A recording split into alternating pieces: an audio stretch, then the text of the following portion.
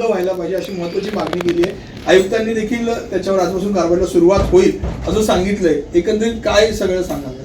सर्वप्रथम आपण सगळ्यांचे मनापासून आभार मानते की मी जो मांडला म्हणजे औचित्याचा मुद्दा मांडून मी जो मुद्दा आणला त्याला तुम्ही पण चांगलं म्हणजे फॉरवर्ड केलेलं आहे।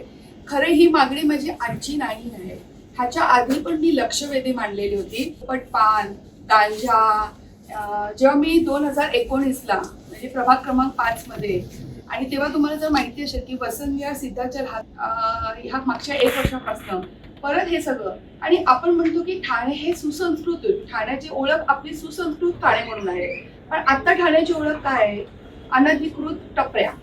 अनधिकृत टपऱ्याबद्दल मला आता जास्त काही बोलायचं नाहीये, पण माझी मागणी असणार की आपण जे धार्मिक स्थळ म्हणतो म्हणजे प्रत्येक धर्माचे, मी फक्त मंदिरच नाही बोलत, तर जवळ 8 तास 6 तास हे शाळेमध्ये असतात मुलं आणि शाळेतून जेव्हा बाहेर पडतात तर ती मुलं काय बघतात की समोर तो एक तरुण मस्त सिगरेट पितोय, असं करतोय, हे करतोय, हे काय? आता 7वी 8वीच्या मुलांना ते बघण्याचं कदाचित सवय असेल, त्यातली बरीच मुलं ह्याच्यामध्ये, पण जो ज्युनियर केजी पासून आपण काय शिकवतोय, junior KG senior KG nursery ही कवळी म्हणाला म्हणजे हा माझा मुद्दा मला कळकळीच वाटते की जाताना माझी नातवंडांना मी घेऊन जाते तर बस। पण तुम्हाला हे आता खायची स्टॉल तर तुम्हाला शोरमा आणि चायनीजच का पाहिजे? कारण शोरमामुळे तुम्ही बघा कुठेतरी कुठल्याही याच्यामध्ये तुम्ही बघा रस्त्यावरती 11 नंतर ही मुलं आणि 11 नंतर ते इतके स्टॉल चालू होतात। पण माझी त्या अनधिकृत स्टॉल बद्दल मला जास्त बोलायचं, मी दरवेळी बोलते, नुसतं मी घेतलेली आहे की जे आता तुम्हाला मग थिराणी स्कूलचं लेटर आहे, त्यांनी प्रभाग समितीला वारंवार म्हणजे लेटर लिहिले, नाही झालं, शेवटी मला बोलून ते माझ्या प्रभागात येत नाही, मॅडम आप ही कुछ कर सकते।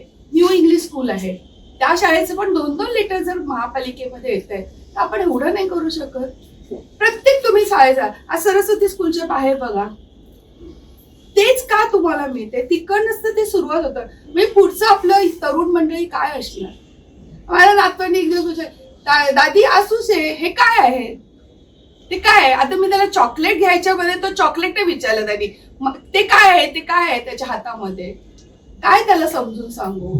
आणि हे तुम्हाला माहिती हे अट्रॅक्ट करतात की का वाटलं माझं प्रेरणा म्हणजे तामिळनाडूमध्ये थलपती जे आता मुख्यमंत्री आलेले त्यांनी ही मोहीम राबवली आहे। त्यांनी तर म्हणजे ऑर्डरच काढली आहे की मला अवतीभोवती कुठलेच हे स्टॉल नाही पाहिजे, पान गुटखा म्हणजे शाळा धार्मिक स्थळांच्या ही संस्कृती आज देशभरामध्ये आपण बोलतो।